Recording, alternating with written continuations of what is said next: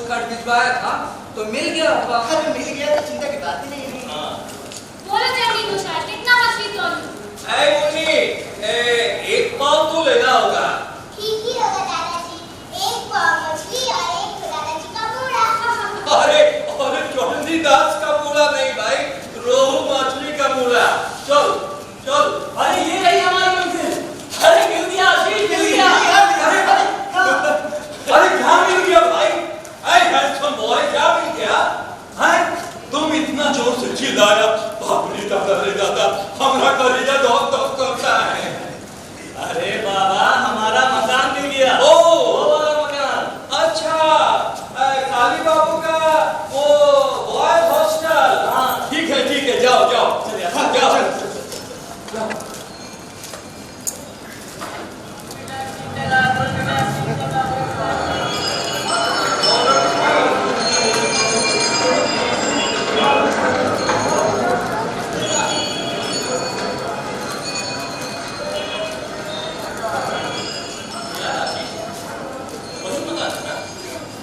पता तो है, कमल, तुम क्या सोचती हो? अरे लगता नहीं, वही मकान है, एकदम सेम टू सेम। और पेड़ की छाँव में पूरा यहाँ साउंड गाने आते थे। ये तुमने सही याद दिलाया। तो फिर देर कैसे? चलो अंदर चलो। हाँ,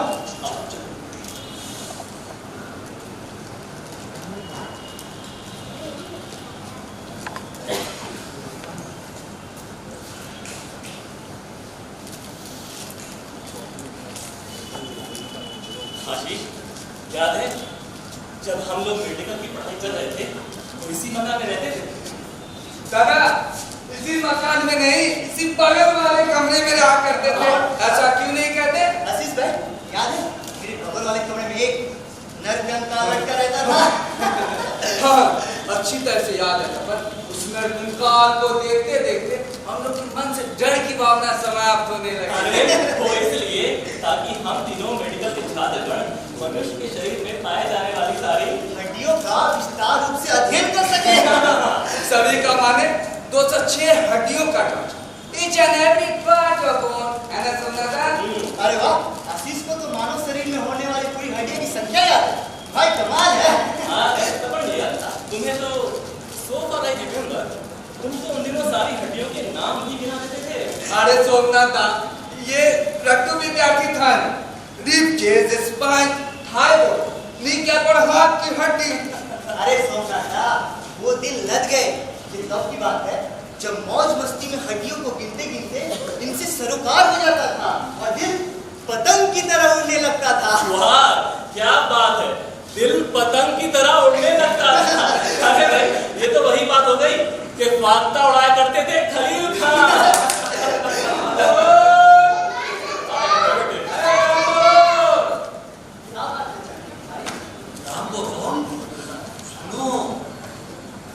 तो युवक लोग तुम्हारा गाड़ी के विषय में पूछता था।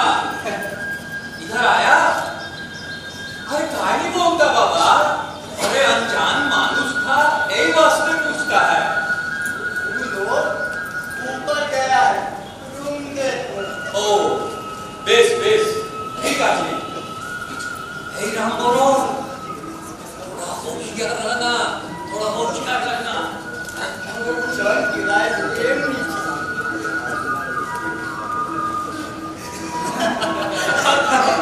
याद है उस नरकंकाल की हड्डियां जो हवा चलने पर हिलती और आपस में टकराकर खटर खटर करती, तो ऐसा लगता मानो शब्द निकाल रहे हैं। खटर खट खटर, हाउ आर यू? खटर खट खटर, हाउ डू यू डू?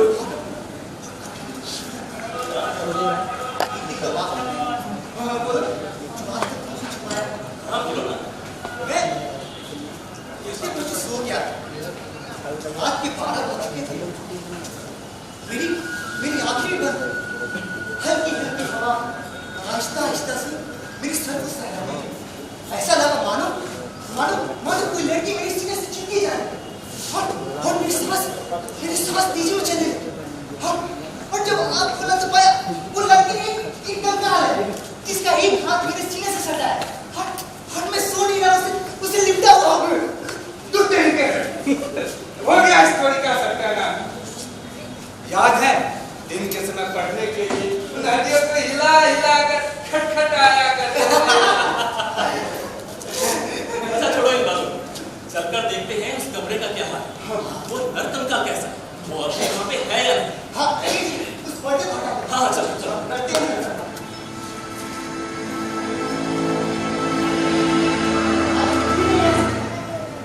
अरे वाकई यार तो कुछ भी नहीं है। अच्छा अच्छा दरबान से पूछते हैं। हाँ हाँ यही सही है। दरबान जी।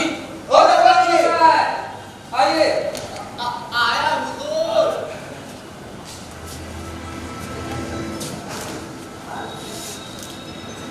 आया। बोलिए हुजूर, किस वास्ते बुलाया? दरबान जी, गया साल जब हम लोग मेडिकल का पढ़ाई कर रहे थे तो इस कमरे में एक नर्तन का टंगा रहता था। वो नहीं दिखा, वो कहाँ गया? हुजूर, हमारा नाम राम गोरख है। भाई वो अभी नया नया ही बाहर निकला है। हाँ, पुराना दरबार मालूम होगा। और बाबू, तू तो गया साल पहले ही रिटायर इंडिया से चला गया। अच्छा अच्छा ठीक है। ये बताओ मेरा कमरा तो ठीक कर दिया है ना? तो अरे भी तो बोलने का बात है क्या? है? आपका संदेश पोस्ट कार्ड से ही पहले मिल गया था। इसलिए वो देखिए आपका कमरा बिल्कुल सजा के फिट कर होना चाहिए। ये कमरा? हाँ? ये नर्तन का वाला कमरा? अरे हुजूर, अब यहाँ कहाँ है नर्तन का? अच्छा ठीक है जाओ। अब मैं ये नर्तन का वाला कमरा देखिए यार। अच्छा क्या छोड़ो। ये बताओ फ्रेंड्स, तुम लोगों का क्या होगा? भाई सेमिनार तो खत्म हो गया और कल अपने अपने घर चले जाना। बहुत दिन बाद मिले हम लोग। हाँ तो फिर ठीक है। कल कलकत्ता से निकलने से पहले एक बार फिर मिल लेते हैं। अच्छा रहेगा नहीं? दादा तुम बिल्कुल ठीक है। कल सुबह हमें एक बार फिर मिलना चाहिए। अच्छा वैसे तपन, तुम ठहरेगा? भाई आशीष के तो एक रिलेटिव है यहाँ पे। मैं भी आशीष भाई के एक संबंधी यहाँ जमा। मैं चाहता तो नहीं था, पर आशीष पे था।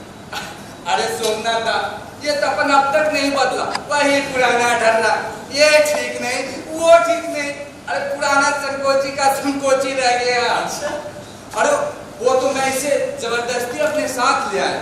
अन्यथा ये महाशय यानी कि तपन मोशाक अकेले किसी होटल में बोर हो रहे होते। अरे दादा आप बोलो, कलकत्ता जैसे महानगर में अचानक दो आदमी बिन बुलाए मेहमान रहने को आए। बाप रे, मतलब ठीक लगता है क्या? नहीं, ये बात तो मतलब सही है। आप बोले ठीक लगता है। और इस शहर के छोटे घरों में जगह की कितनी कमी है। फिर लगे वही राग आपने। Tapan you have only one tune, repeating the same. Tapan जगह दिल में होती है, दिल में, और घर में जगह अपने आप मिल जाती है। अतिथि देवो भव। अच्छा अच्छा ठीक है। तपन डियर देख, matter is only of one night, ठीक है? तो कल सुबह हम लोग यहाँ मिल रहे हैं फाइनल, ठीक है? तो फिर चलो यार, दिन भर इतने व्यस्त रहे यार, थकान हो रही है तो मैं थोड़ा आराम करूँ। सुबह मिलते हैं। हाँ ठीक है दादा, हम चलते हैं। Okay. Good night. Good night. Good night.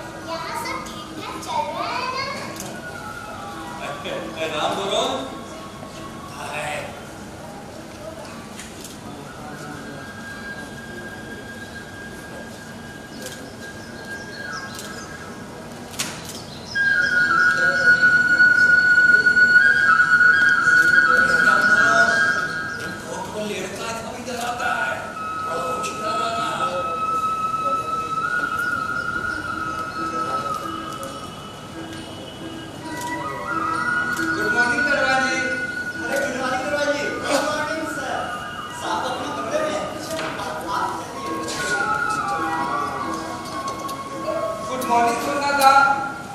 Good morning सोमनाथा।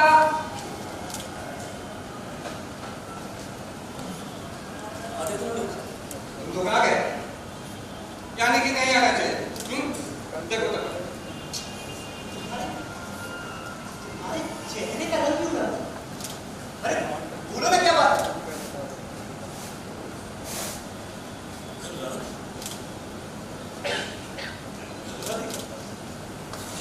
चित्र सपना देखा यार। तभी वो सपना था या हकीकत पता नहीं। मैं जागा हुआ था या नींद की बेहोशी में था, मुझे कुछ भी नहीं पता यार। अरे नाना का माने, अरे बोलो ना सोमनाथा, क्या हुआ?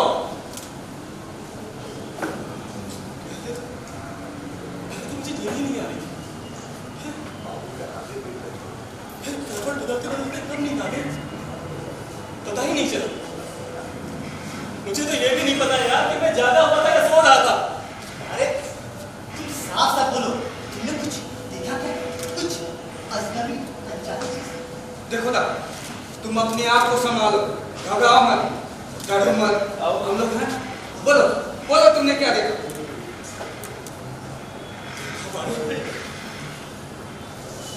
करवटें बदलता रहा, कभी इस करवट कभी उस करवट। उधर तेज तेज बजते गिरजा घंटे, बड़े बड़े घंटों की आवाज ने मेरे सारे घंटे बजा दिए थे। और वो क्या कर दिया जो चल रहा था, अचानक घबराने लगा। ऊंची ऊंची उठती उसकी लौ, ऐसा लगा मानो इंसान को लपक ले। पकाता रहा और फिर फंस से कुछ गया। अंधकार घुटन भरी तेल की गंध। यहाँ का बुझना तो सर्वनाश, ये ठीक नहीं होता। हाँ यार, हाल ही में मेरे घर परिवार में दो चार ऐसी घटना दुर्घटना हो चुकी है। देखा बुझना सहजी मृत्यु का संकेत देता है, क्योंकि बात मन में आते ही मुझे उस कंकाल की बात याद आई।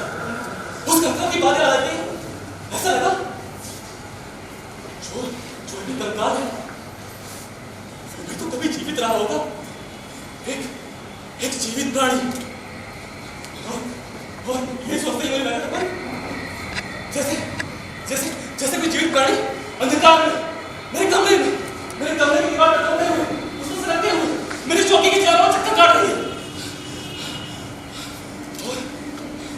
और तेज तेज दी जाती उसकी सांस की सरसराहट मुझे सुनाई पड़ रही है। ऐसे सांस की आवाज, सांस की सरसराहट। ऐसा लगा जैसे वो कुछ खोज रही है, जो उसे चाहिए था वो उसे मिल नहीं रहा। वो मेरे कमरे से काटने लगी, कभी इस तरह जैसे वो किसी की परिक्रमा कर रही हो।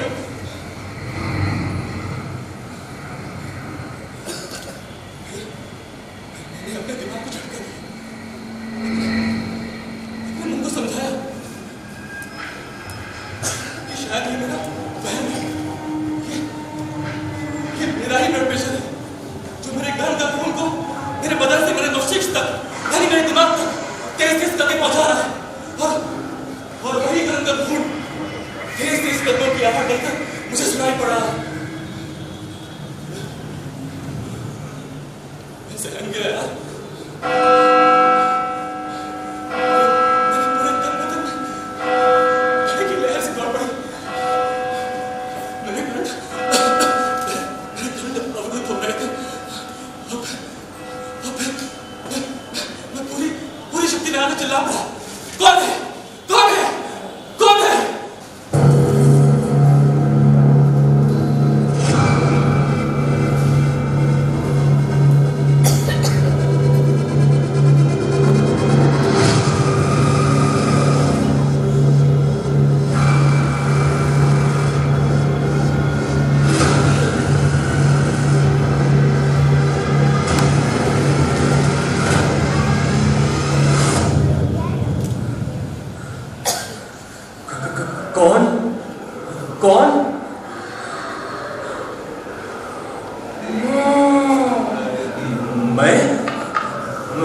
मैं कौन? मेरा वो कंकाल कहाँ गया? वही अपने कंकाल को खोजने आई हूँ।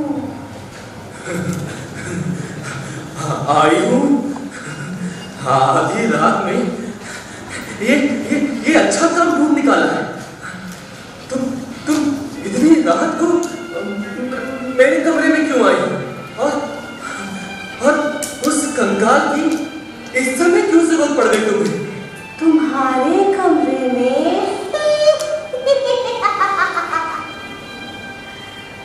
क्या कहती हो? अरे मेरी छाती की हड्डी तो उसी में थी।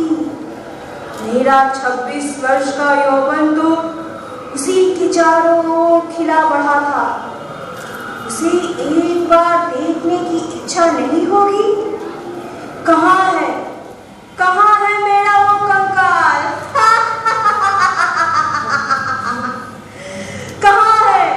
कहाँ है मेरा वो कंकाल? ठीक है, तुम जाकर उसको खोजो। मुझे नींद आ रही है, मुझे सोने दो। हाँ, मैं नींद लाने की कोशिश करूं। तुम अकेले हो? फिर तो मैं थोड़ी देर बैठूं, थोड़ी गपशप की जाए।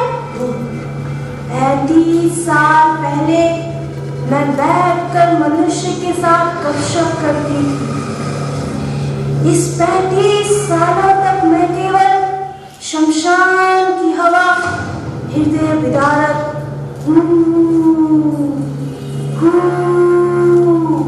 शब्द करती हुई घूमती फिरती हूँ, इस तरफ कभी उस तरफ। सुनो ना, आज तुम्हारे पास बैठकर फिर एक बार मनुष्य की तरह बात करूं, मीठी मीठी बातें। क्या कहते हो?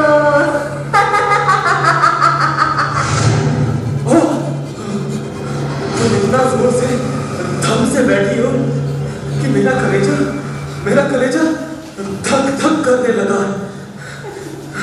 ठीक है, बैठ। वैसे क्या बात करोगी? हाँ? कोई अच्छी सी कहानी सुनाओ, जिसे सुनकर मेरा मन प्रफुल्लित हो जाए। हे बाबू, अगर सबसे मनोहारी, दिल को प्रसन्नचित करने वाली कहानी सुनना चाहते हो तो मैं अपने जीवन की कहानी सुनाती हूँ। जब मैं बहुत छोटी थी, अभी मेरा यौवन प्रस्फुटित भी नहीं हुआ था, तो मेरी शादी कर दी गई।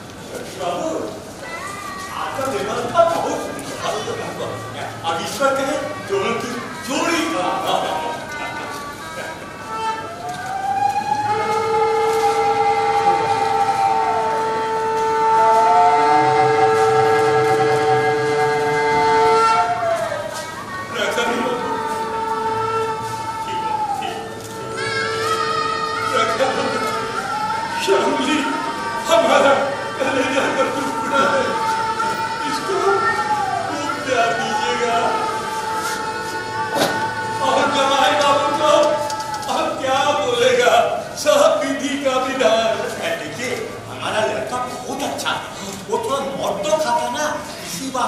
हेल्थ थोड़ा डाउन है। अब शादी हो गया ना तो सब ठीक हो जाए। मारा क्या करे? माँ तू भी सुखी रहो, माँ तू भी सुखी। चलो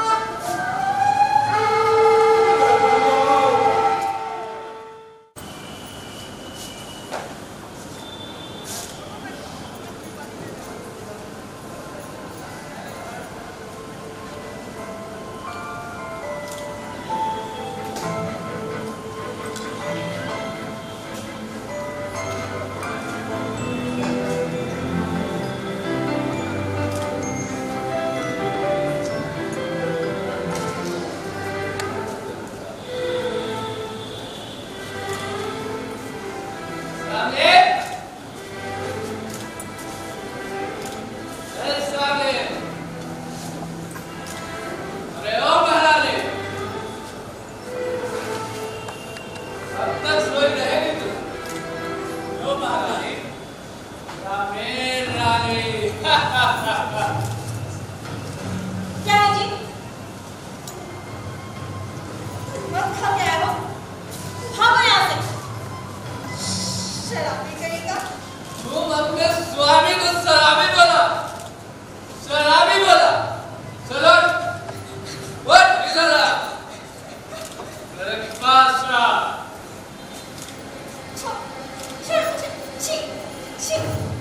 कितना दर्द आता है मुझसे। हेड़ा पेट को छोड़ो जी। नहीं छोड़ूंगा, नहीं छोड़ूंगा। तू तो मेरी रानी है। अगर भागने की कोशिश करेगी तो मैं तुम्हें यमराज की तरह अपने पैरों में दबोच लूंगा।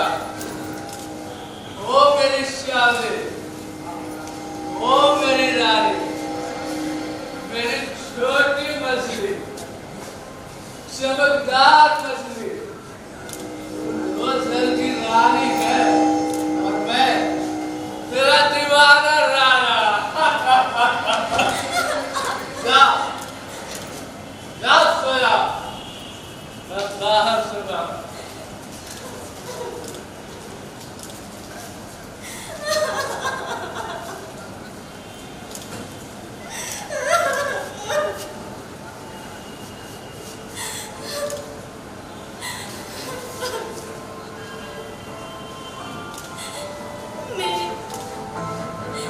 मेरे शरीर को इतनी जोर से दबोचा। मेरी तो जीभ भी नहीं निकल सकी।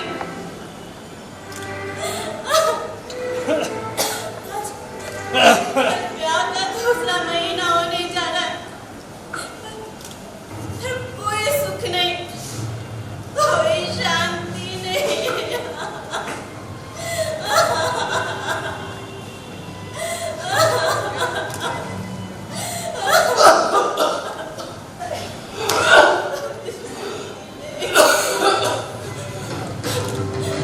सामने, सामने, आपको बचा लो सामने।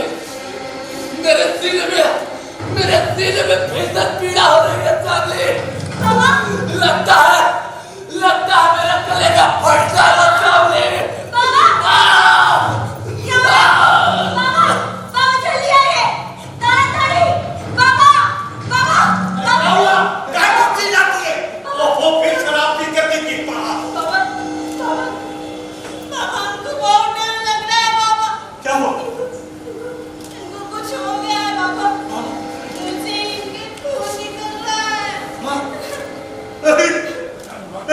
इनका नुकसान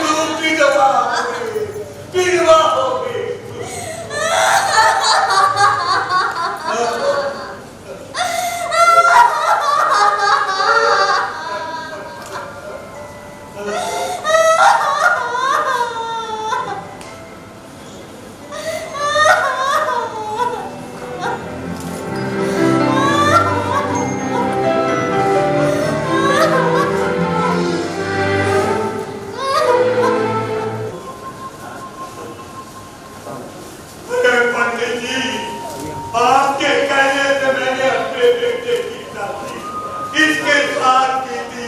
इसका लग्न पत्र देख करके बताइए इसके भाग्य में क्या लिखा है।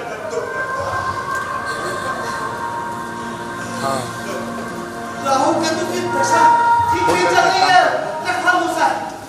हाँ, अरे तो तुमने ही तो सब देख करके बताया था विवाह करने के लिए। मैंने अपने बेटे के विवाह में तुम्हें मोटी रकम दी थी दक्षिणा के रूप में। अरे विधि का विधान कौन टाल सकता है? हाँ, ये इस लड़के के जीवन में कोई पति सुख है ही नहीं। हाँ। कोई भी पुरुष इसका पति के रूप में ज्यादा दिन जिंदा नहीं रह सकता। ये विष कन्या है। हाँ। इसे घर से बाहर निकालो, नहीं हो सके तो नदी में डुबो दो। अरे पापी चांडाल, अब ये पापी को मुझसे कराएगा, एक लड़की की हत्या कराएगा मुझसे, चांडाल करेगा।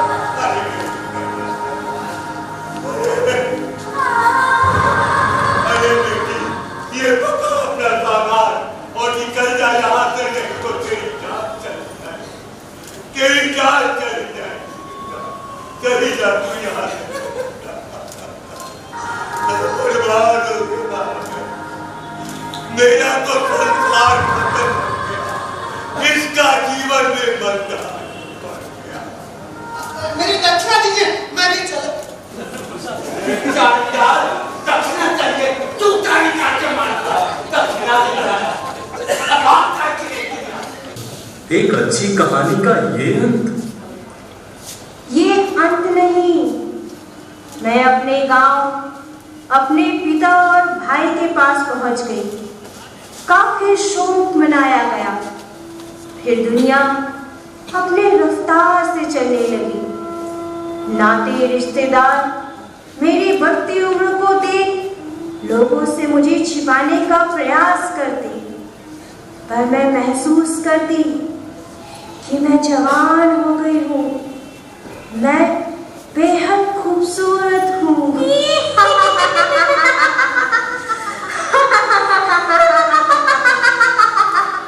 मेरी सुंदरता और मेरी जैसी सुंदरी दुर्लभ है। सुनो जी, तुम्हें क्या लगता है?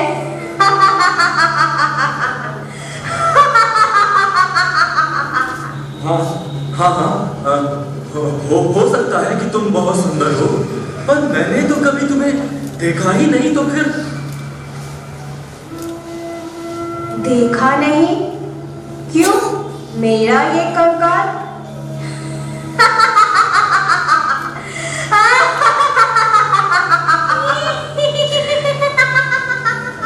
ना, जब तुम इतने विश्वास के साथ कह रही हो तो तुम जरूर अद्भुत सुंदरी हो जी। तुम्हारे सामने मैं ये कैसे साबित करूं कि उन दो खाली आंखों की कोठरों में बड़ी बड़ी दो सुंदर नुकीली आंखें थी। देखो, देखो, जिस भाव में खुले दांत दिखाई देते हैं, वहां लाल लाल होंठ थे, जिस पर हमेशा मुस्कान थी। मंद मंद मुस्कान खेलती रहती थी। आज जहां से हड्डियों का ढांचा है, वहां कोमल शरीर था, वहां लालित्य और लावण्य था। जहां से प्रतिदिन जवानी की निखार प्रस्फुटित होती थी कोमल सुडौल परिपूर्णता।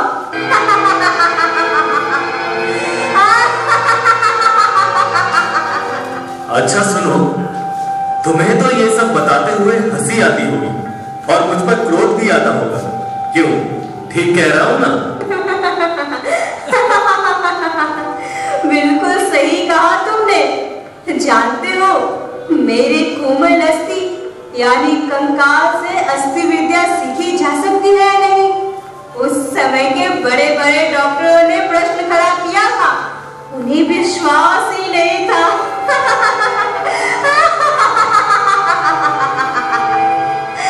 जानते हो, एक डॉक्टर ने अपने किसी खास मित्र को मेरे बारे में कनक चंपा संबोधित किया था।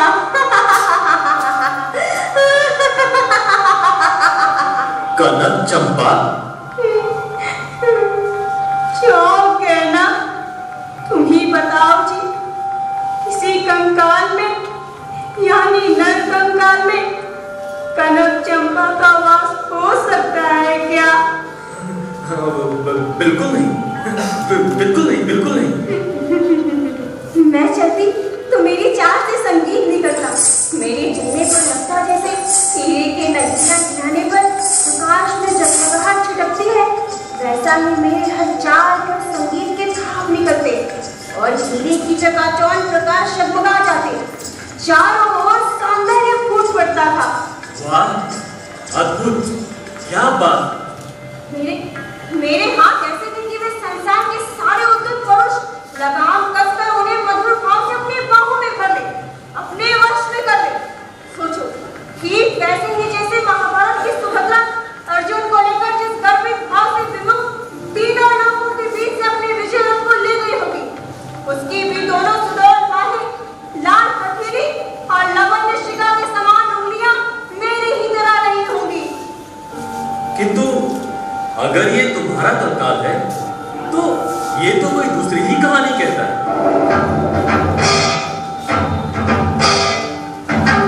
झूठ है, बकवास है। उस निर्लज, नम्र और भूत की तरह सूखा छे मृत कंकाल ने मेरे नाम से तुम्हारे सामने झूठी गवाही दी है। उस घड़ी मैं विवश थी, निरुपाय और निरुत्तर थी। ओ गॉड, ओ गॉड, कंठ सूख रहा है।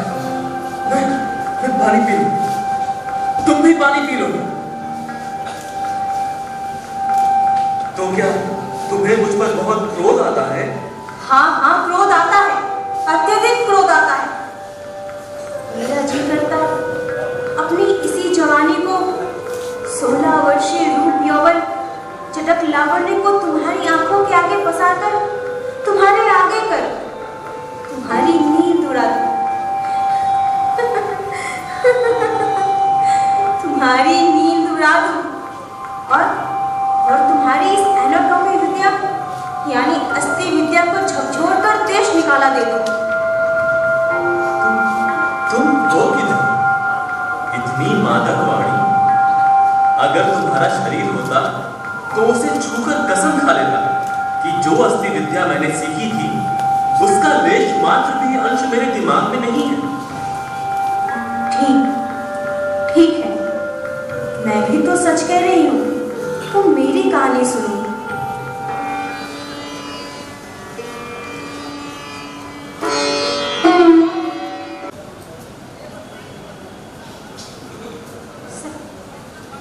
सहेली नहीं थी। मेरे एकमात्र भैया ने विवाह नहीं करने की कसम खा ली थी। मैं अकेली पड़ गई थी, पर मन तो चंचल होता है ना जी। बागीचे में मौलश्री के पेड़ के नीचे अकेली बैठकर मैं सोचती, ये संसार मुझसे ही प्रेम कर रहा है। आसमान के सारे सितारे मेरे ही तनमन का निरीक्षण कर रहे हैं कि हवा का झोंका किसी न किसी बहाने मेरे बदन को स्पर्श कर बगल से चुपके चुपके निकल रही है। दुनिया के सारे पुरुष मुझसे ही प्यार करते हैं, मेरे ही चरणों पर लौट रहे हैं।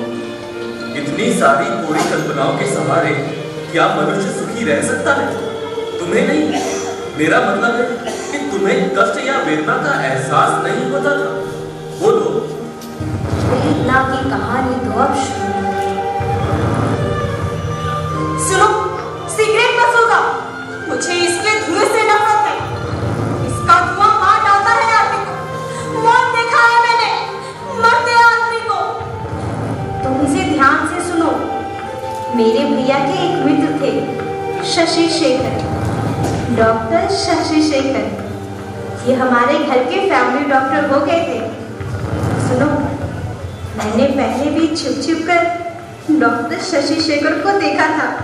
सत्य, उस समय डॉक्टर शशि शेखर से आकर्षक दूसरा कोई पुरुष नहीं लगता था। कितना आकर्षक, हर तरफ शशि शेखर को दिखाई देते थे। अच्छा, बीच में मत बोलो। पहले मेरी बात सुनो।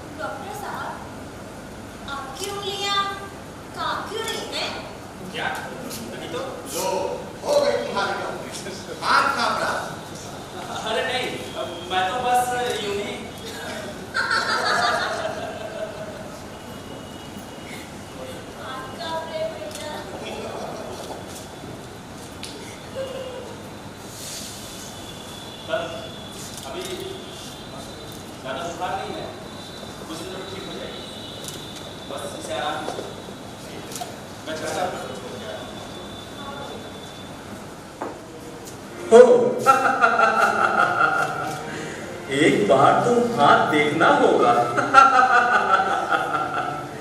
तो क्या तुम्हारा हाथ देखा? जांच की? मैंने अपने क्लांत सुडौल हाथ को बाहर निकाला, फिर अपने हाथ की ओर गौर से देखा।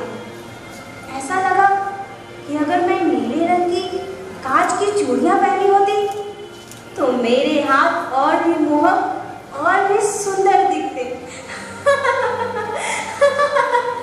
जानते हो, रोगी के हाथ को लेकर डॉक्टर की ऐसी हिचकिचाहट शायद पहले नहीं देखी थी। खैर छोड़िए, उन्होंने नाड़ी देखी, फिर टेम्परेचर देखा। सुनते हो, पर मैंने ऐसा महसूस किया कि मेरी नाड़ी देखते हुए उनकी नाड़ी की गति बदलती जा रही थी। तो ऐसा क्या? क्यों, तुम्हें विश्वास नहीं हो रहा क्या? ना ना ना ना, विश्वास नहीं करने का कोई कारण ही नहीं है। मनुष्य की नाड़ी प्रत्येक अवस्था में एक सी नहीं चलती। ये सिलसिला चलता रहता। मैं जब भी बीमार पड़ती, डॉक्टर शशि शेखर मुझे देखने आते।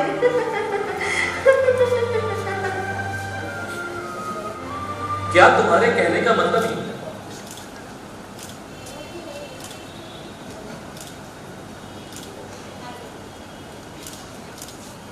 तो लगता है बीमार पड़ती हूँ इसलिए कि आपसे इलाज करा सकें। ये तो मेरे लिए एक सुखद एहसास है कि मेरा इलाज तुम्हें जी करता है मैं कभी अच्छी ही ना हूँ और आप हमेशा मेरे पास रहते हैं। आगे आगे ऐसे क्यों श्याम?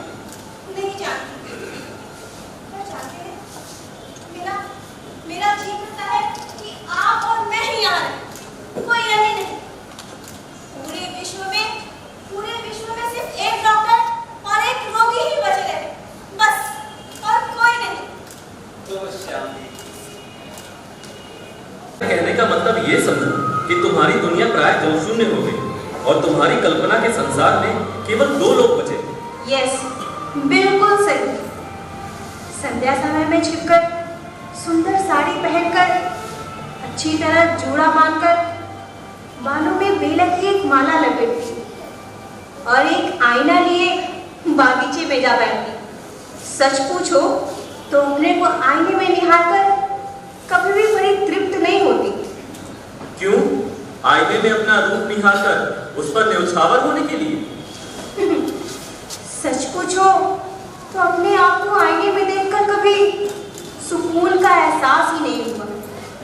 लगा अतृप्त है मन प्राण, इसलिए आईने में अपने आप को कभी नहीं देखी। जानते हो बाबूजी, उस समय मैं अकेली नहीं होती, उस पल में एक नहीं 2 होती हूँ, मैं और डॉक्टर शेखर।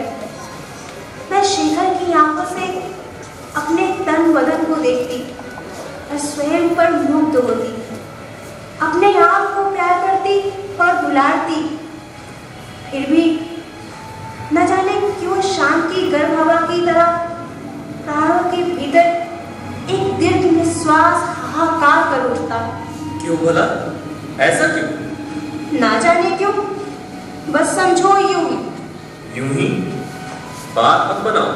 बात नहीं बनाती, शायद इसलिए कि मैं अकेली थी। वंडरफुल।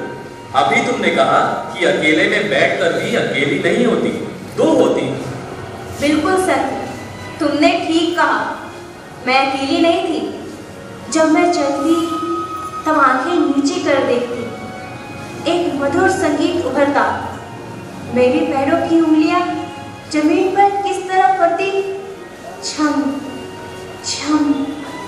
हमारे बच्चा डॉक्टर को कैसा लगता होगा, इसी कल्पना में खोई रहती। वाह, कैसी कल्पना है।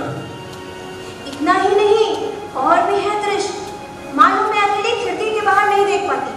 दोपहर की तपती गर्मी है, चारों तरफ सन्नाटा, किसी की कोई आवाजाही नहीं, और अचानक चील के बोलने की आवाज हो और वो पंख फड़फड़ाती आकाश में उड़ जाए और हमारे बागीचे के बाहर खिलौने वाला सुर में आवाज लगाए, चूड़ी चूड़ी खिलौने वाला खिलौना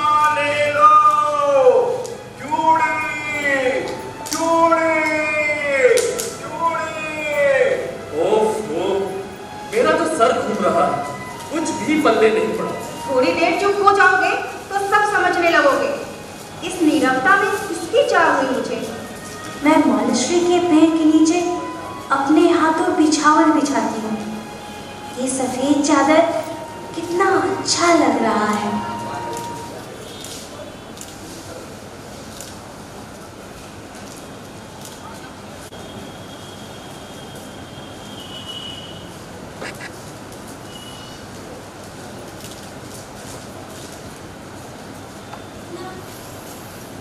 कितना अच्छा लग रहा है।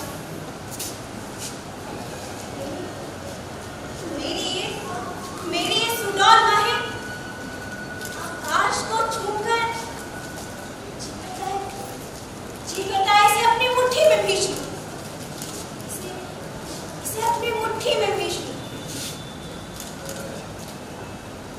आओ ना, आओ, मुझे अपनी बाहों में भर लो। आओ ना, आओ, भर लो मुझे अपनी बाहों में।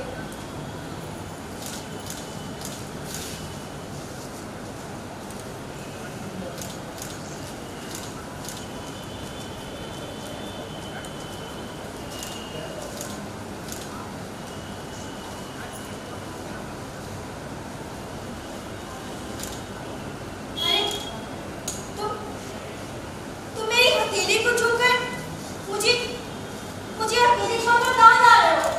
शामी, तुम्हारे ये लाल हथेली, श्यामली मैं तो चला। श्यामली मैं तो चला। श्यामली मैं तो चला।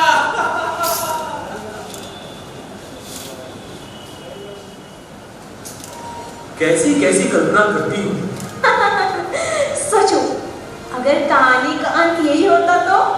बुरा नहीं होता, कुछ अधूरा जरूर रहता, और इसी कहानी को पूरा करते करते मेरी रात अच्छी तरह कट जाती। लेकिन तब तो कहानी बड़ी गंभीर हो जाती।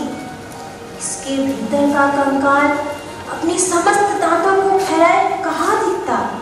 हाँ, ये तो है। और तुम कहाँ से होगी? अच्छा, फिर तुम्हारे डॉक्टर का क्या हुआ? हाँ, उसकी कहानी आगे बढ़ी कि नहीं?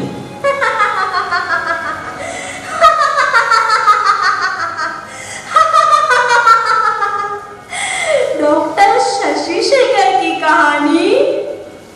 शामली कहाँ हो? आए भैया। अरे जल्दी आओ। क्या हुआ भैया? शामली, एक बहुत मजे की खबर है। मजे की खबर? मेरा दोस्त शशि शेखर चिकित्सा के क्षेत्र में पॉपुलर हो गया। वाह, उसका नाम ख्याति प्राप्त कर लिया। सच में भैया? वो अपना क्लिनिक और दवाखाना खोलने के लिए एक अच्छी और बड़ी जगह तलाश रहा है। तो दादा, आप उनकी मदद करिए ना, कीजिएगा ना। अरे बाबा, सुन तो सही। मैंने उससे कह दिया कि अपने निचले हिस्से का मकान और निचले मंजिल का पूरा हिस्सा वो क्लिनिक और दवाखाना खोलने के लिए इसी बहाने शशि शेखर हम लोग के पास आ जाए। वैसे भी हम लोग का मकान तो खाली पड़ा है, इसका सदुपयोग भी हो जाएगा। आपने बिल्कुल अच्छा किया दादा। अच्छा किया ना। जानती हैं, शशि शेखर मेरा बहुत प्यारा दोस्त है। स्कूल के हॉस्टल में हम लोग साथ रहते हैं। वर्षों बाद एक बार फिर हम लोग साथ रहेंगे। उसे भी अच्छा लगेगा और हम लोगों को। और सुन, तुझे अगर पढ़ाई के बारे में कुछ भी पूछना हो तो सीधे उसके क्लिनिक चल जाए। दादा, मैं क्लिनिक में जाऊँ या ना जाऊँ, लेकिन जब आप दोनों खास में छत पर बैठेंगे ना, तो फ्रिज से बर्फ निकाल कर मुझे हिलाकर देना पड़ेगा। दादा, तो बताइए, डॉक्टर शेखर हमारे यहाँ कब से आ रहे रहने? अरे आज शाम को ही शिफ्ट होगा। आज शाम को ही? आज शाम को इतनी जल्दी? इतनी जल्दी। अरे वाह, तब तो भैया बहुत ही मजा आ गया ना। बहुत मजा आ गया।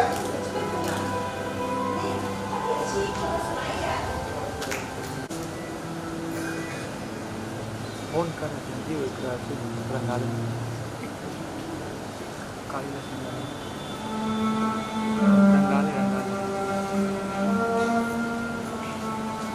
ठीक है। क्या मैं अंदर आ सकती हूँ डॉक्टर साहब? हेलो डॉक्टर साहब। अरे अरे शामी, तुम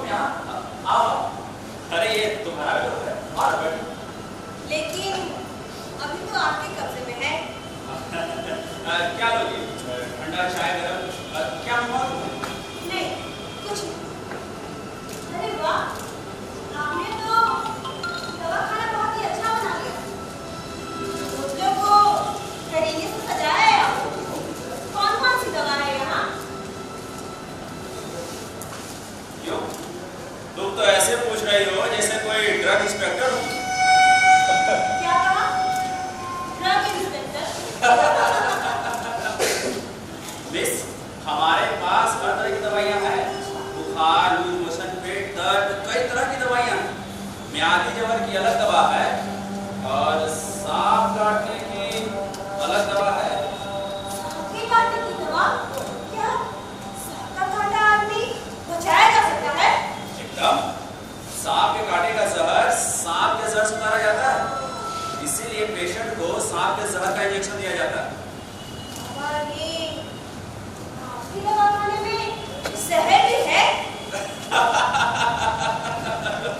हाँ, आपने दिखाता। आप इधर आओ, इधर आओ। ये ऊपर देखो, ऊपर अलमारी के ऊपर कई जहर की बोतलें रखी हुई हैं और ऊपर कागज की पर्ची चिपकाया हुआ। देखो, ध्यान से देखो। हाँ, पढ़ पा रही हूँ। पॉइजन। हिंदी में लिखा है जहर। डॉक्टर बाबू, ये बताइए, क्या सांप का काटा आदमी बचाया जा सकता है? अरे क्यों नहीं, इसीलिए तुम जहरों का इस्तेमाल किया जाता है और इसको सबसे अलग रखा गया है ताकि गलती से इसे कोई ना ले ले। तो आप जहर रखते ही क्यों है अपने दवाखाना में? अरे बाबा, जहर को दवाई के रूप में रोगी को रोग से बचाने के लिए दिया जाता है। कम मात्रा में जहर दवाई में आने से लाइलाज बीमारी भी दूर हो जाती है और अगर ज्यादा मात्रा में जहर दी तो प्राण छूमंतर हो सकते हैं, यानी कि उसकी मृत्यु, मौत। डॉक्टर साहब, ये मृत्यु क्या होती है? ओहो, अब छोड़ो ये मृत्यु की बात। अब प्यार की बात, आनंद की बात, खुशी की बात, जीने की बात। तो श्याम, तुम कितनी भोली, मृत्यु पर सवाल किया। हाँ डॉक्टर बाबू, मैं जानना चाहती हूँ कि मृत्यु क्या है? मरकर आदमी जाता कहाँ है? ओहो, तुमने बहुत कठिन प्रश्न पूछ दिया है। बस सीधा सीधा ये जान लो कि जब आदमी का हार्ट और ब्रेन काम करना बंद कर देता है तो ऐसी स्थिति को मृत्यु कहते हैं। नाना, ये नहीं। मृत्यु होती क्या है? मरकर आके आदमी जाता कहाँ है? खैर छोड़िए, ये बताइए, ये प्रेम क्या होता है? प्रेम का आनंद तुमसे वो मेरी कनक चंपा। बस अब तुम्हारे घर जाने का समय हो गया और मुझे अस्पताल जाना है। मुझे देर हो रही है, मैं जा रहा हूं। क्या कहा आपने डॉक्टर? कनक चंपा? लेकिन मेरा नाम तो श्यामली है ना डॉक्टर? श्यामली। नहीं, तुम मेरी कनक चंपा, तुम मेरी कनक चंपा, तुम मेरी कनक चंपा, तुम मेरी कनक चंपा, ओ मेरी कनक चंपा।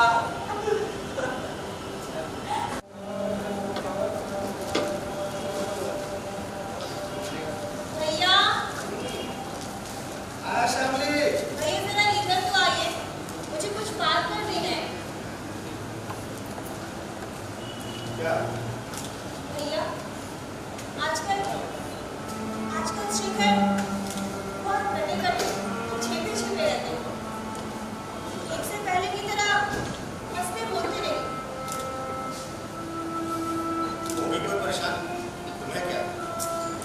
भैया, आज शिखर सज धज कर रहे? कहीं जाने के लिए कोई विशेष प्रयोजन है क्या? तुम्हारा क्या शादी? तुम इतना अधिक क्यों हो रही? होगा कोई विशेष प्रयोजन? भैया बताइए ना, कहाँ जा रहे हैं शेखर? क्या बनूं श्यामली? क्या बनूं? कहाँ जा रहे हैं डॉक्टर शेखर? मरने जा रहे हैं। भैया मजाक मत कीजिए। भैया बताइए ना, कहाँ जा रहे हैं डॉक्टर बाबू?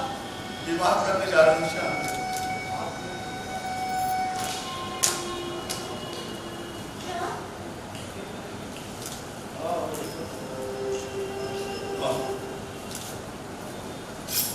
विवाह करने जा रहे हैं। सचमुच भैया? डॉक्टर शशि शेखर ने रुपये पैसों के लालच में आकर खुद को बेच डाला। लड़की वालों ने उसे भारी रकम देने का वचन दिया है श्यामली, भारी रकम देने का।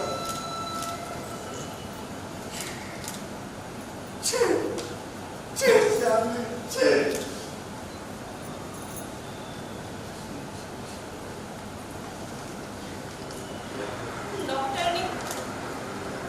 डॉक्टर ने मुझसे ये बात छुपाई। मुझे अपमानित करने का ये क्या मतलब था? मैं क्या उसके सामने गिड़गिड़ाने जाती कि विवाह मत करो, और विवाह करोगे तो मैं तड़प तड़प कर जान दे दूंगी, छाती पीट पीट कर मर जाऊंगी।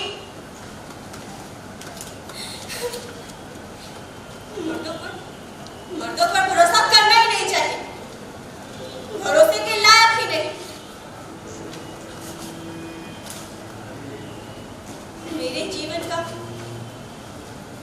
मेरे जीवन का एक पुरुष ही मुझे सब ज्ञान दे गया। पैसे के लिए डॉक्टर ने मेरे भरोसे को तोड़ा, मेरे दिल को खंडित किया, मेरे भरोसे का चकनाचूर कर दिया डॉक्टर ने।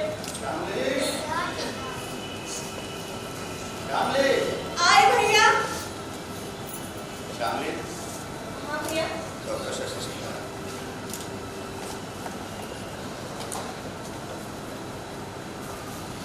नमस्कार डॉक्टर। सुना आज आपका विवाह है, बधाई।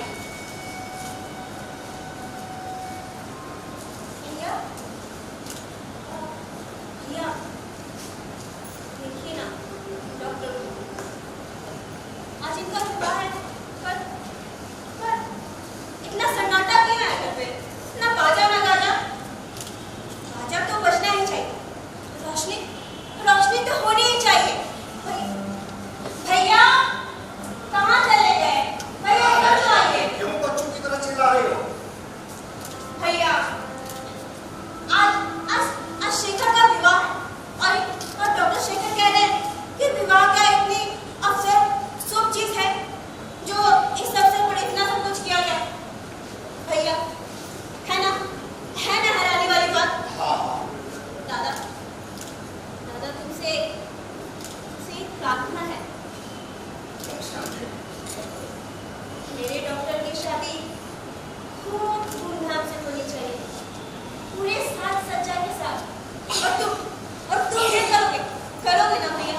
करोगे ना? मैं करूंगा। शेखर तुम बताओ, विवाह का शुभ लग्न कब है? बताइए ना शेखर, विवाह का शुभ लग्न कब है? क्या उस वक्त भी आप ब्रिज की नारे पे तोते फिरेंगे, चादर के भीतर हाथ डालकर? क्या मजाक है? विवाह का मुहूर्त रात 12 बजे के बाद। 12 बजे के बाद यानी अभी बजे हैं आप? अभी हमारे पास 4 घंटे और हैं। उस 4 घंटे का क्या मतलब है? मैं बताती हूँ ना दादा, इन 4 घंटों में आप दोनों खास में जश्न मनाएंगे। जश्न? हाँ दादा, आप दोनों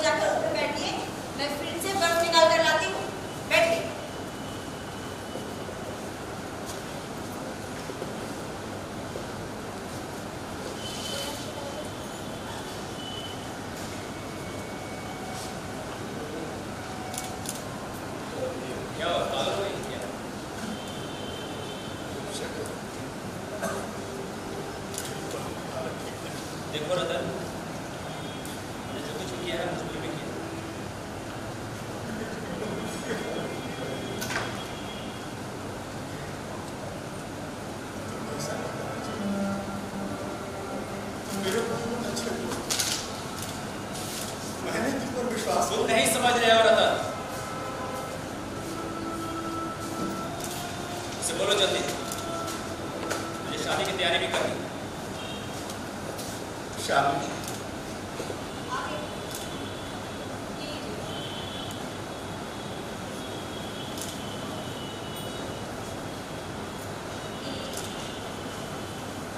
मैं कुछ काम नहीं करूँगी।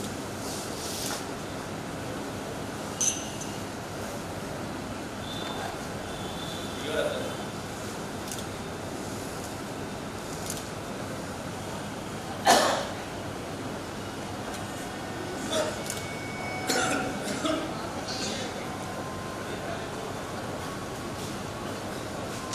श्यामली, हाँ भैया, श्यामली थोड़ी बर्फ और देना। अभी आएगा।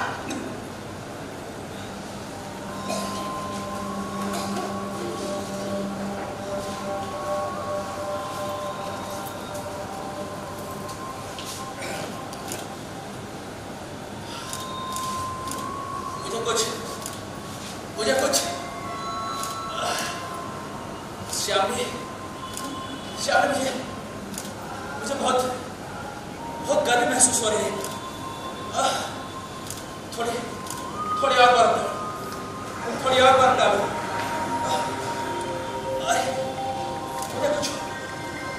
मुझे कुछ हो रहा है। बस कीजिए डॉक्टर शेखर। आप भूल गए क्या? आपके जाने का समय हो गया।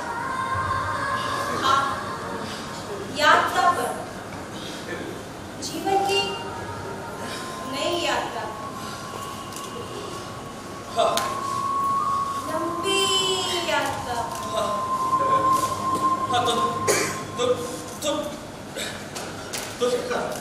तुम ठीक कह रही। मुझे चलना चाहिए।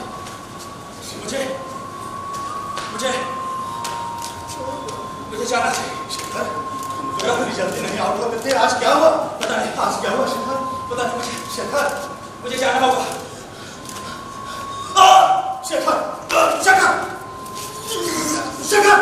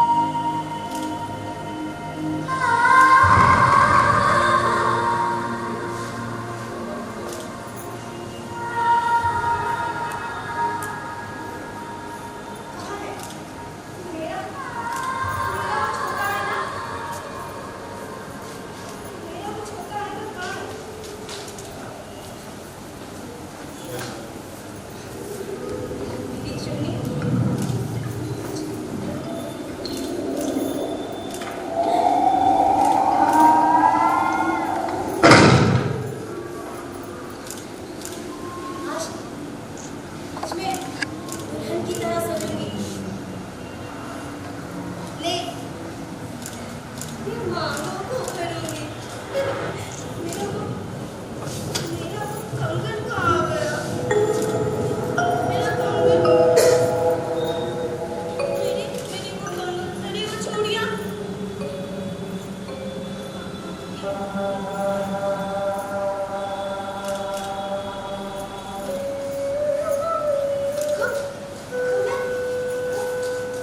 खूबसूरत सुंदर दुल्हन, विश्व सुंदरी दुल्हन।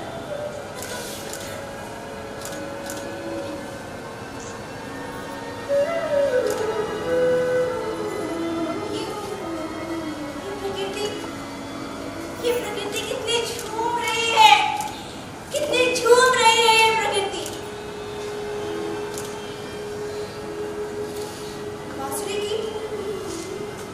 की ये मधुर आवाज कितनी अच्छी लग रही है। शाम की बंसी कितनी मादक है, कितनी मादक।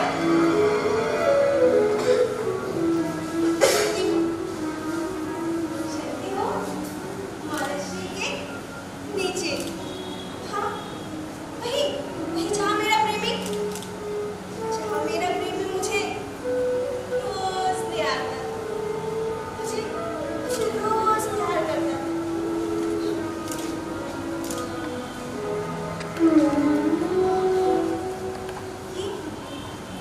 ये चांदनी कितनी मादक है, कितनी मादक है ये चांदनी। पूरी प्रकृति झूम रही है।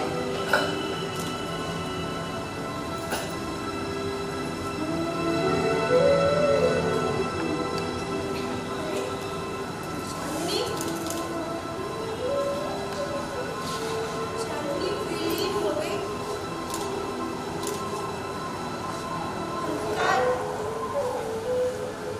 अंधकार छा रहा है।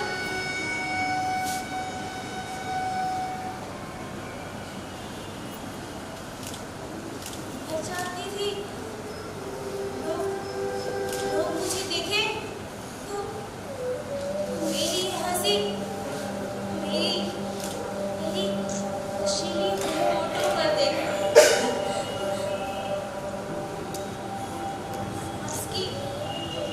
सांस की आखिरी घड़ी टूट गई।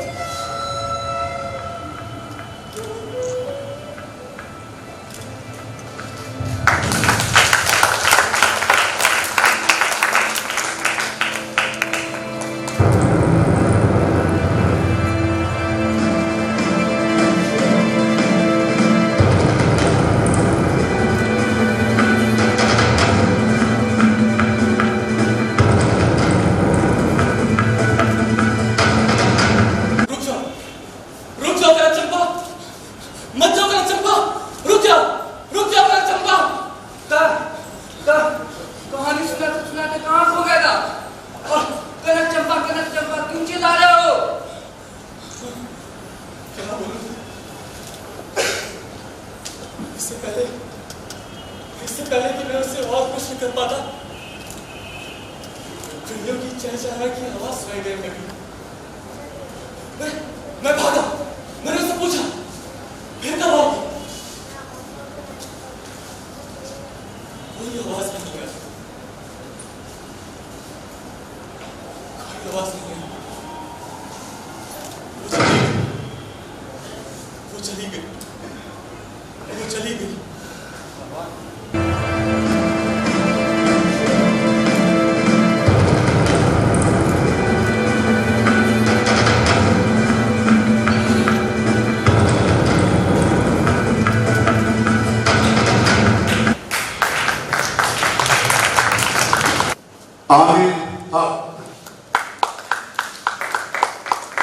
आशीष की भूमिका में अनुपम कुमार, तपन की भूमिका में सोनू राज, दरवान आदर्श प्रियदर्शी, डॉक्टर शशि शेखर कुंजन कुमार, भाई रतन सर्वित कुमार, लड़के के पिता अखिलेश्वर प्रसाद सिन्हा, ज्योतिष हीरालाल राय, रॉकी दुल्हा, चंडीदास लड़की के पिता मिथिलेश कुमार सिन्हा, मछली वाली कोमल केशरी, मुन्नी आराध्या सिन्हा और मुख्य भूमिका श्यामली की कनक चंपा लाडली कुमारी।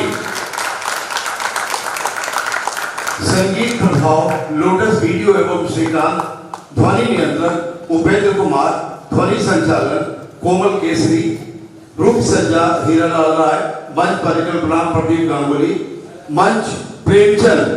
ये कंकाल जो आप देख रहे हैं और आपने देखा प्रेमचंद आर्ट कॉलेज के स्टूडेंट है। मैं उनसे आकर ये प्रेमचंद के लिए जोरदार ताली बजा दें आप।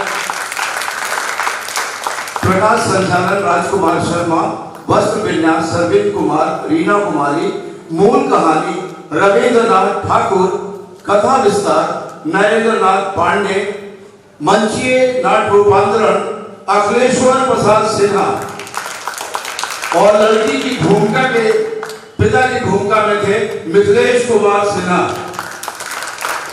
प्रस्तुति सहयोग रमेश सिंह, रणविजय सिंह, राजकुमार सिंह, प्रस्तुति प्रभारी रोहित कुमार, परिकल्पना और निर्देशन मेरा यानी सोहन। बहुत बहुत आभार बिहार आर्ट थिएटर का, आप सभी सुधीजनों का, जो आपने ये बहुमूल्य समय हमारे लिए दिया, और साथ में बिहार आर्ट थिएटर के पूरे परिवार का मैं आभार प्रकट करता हूं, और बंगाली एसोसिएशन का जिन्होंने इस नाटक को मंचित करने के लिए हमें आमंत्रित किया। बहुत बहुत धन्यवाद।